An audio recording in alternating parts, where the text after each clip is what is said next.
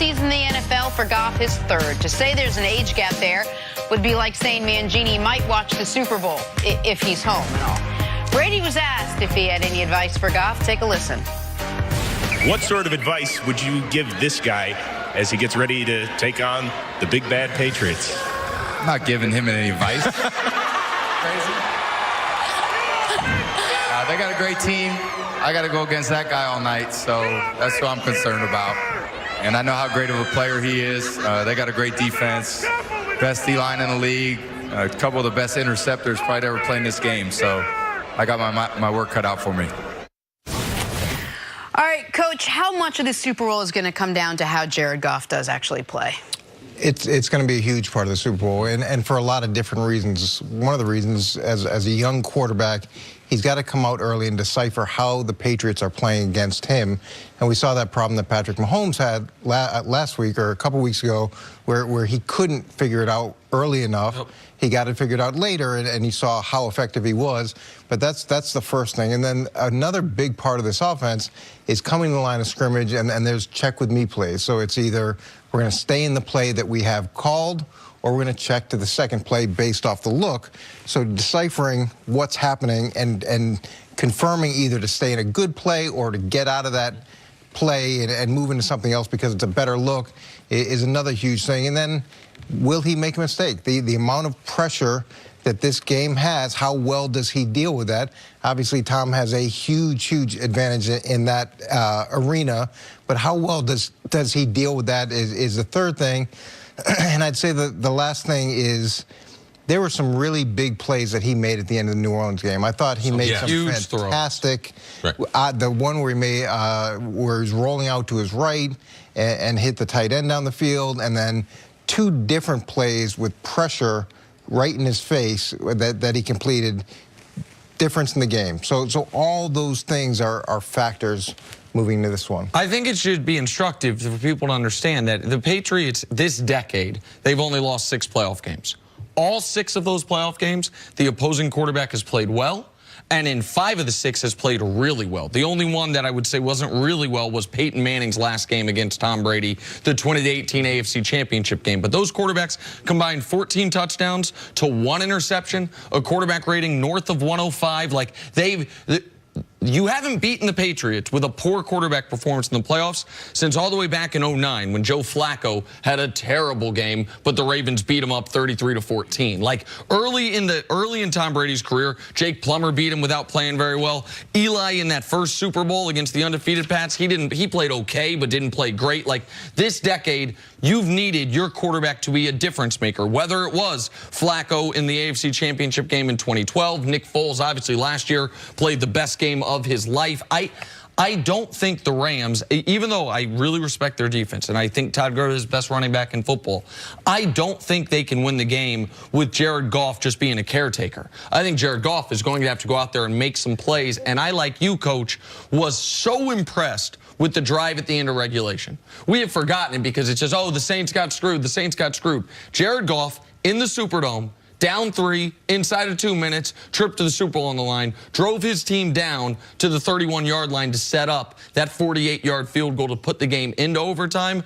I thought that was big-time stuff from a play. That was the biggest spot of his career, and he came through. Why is it even in the conversation that Jared Goff and caretaker are in the same sentence, or game manager? Why does he sometimes get that reputation? Well, for one, it's how he started his career, and it's how when the Rams aren't playing well, you look at the script afterwards, and typically Jared Goff, those aren't his best games. I think that there's a certain people that watch the game, either like Jared Goff or you don't like him, but they have all these preconceived what he's going to be like as an NFL quarterback.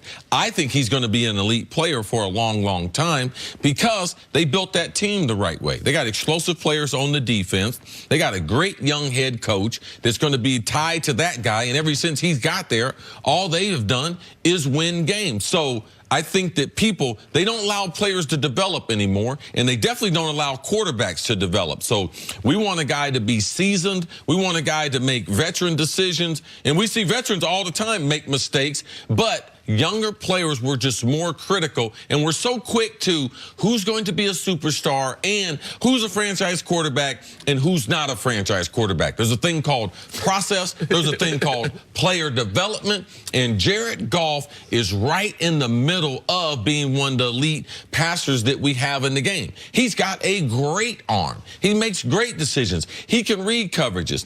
He had one of those run-pass options in the New Orleans game after reading McVay's clips after the game. He said that audible to Brandon Cooks down the sideline was one of the better throws and decisions Jared Goff's made in a very young career. But Bill Belichick, I think, is 17-0 against quarterbacks under the age of 25.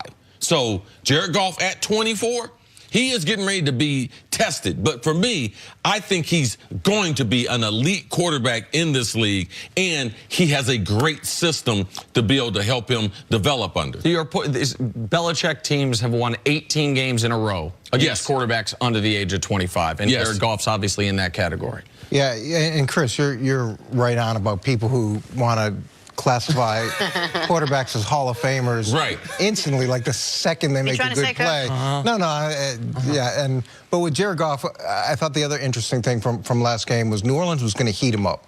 So their principle early was, if we can hit him early and get him off his game, then we've got a real chance to disrupt him throughout the course of the game. And he made a mistake early, but he came back, and the poise that he showed under pressure in terms of blitzes, not the pressure of the moment, I thought was very impressive. Now, it's not going to be like that necessarily in New England.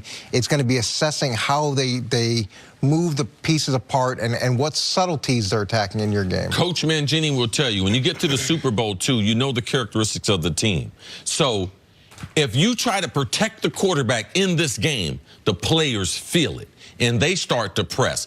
Defense feels like, forget about being patient. I need to make a big play. Wide receivers like, maybe I need to break my route off into a deep route to make a big play. So the quarterback stabilizing the team is important. And what Jared Goff did in struggling opening in last week's game, NFC Championship, and coming out of that sent a huge message to the team. And your point of him dealing with the pressure of a blitz, pressure of human beings, not of a moment, that's what I was so impressed with, because Jared Goff this year, every quarterback is worse under pressure than not under pressure. But we have a ranking 1 through 32 of what their quarterback rating is when pressured.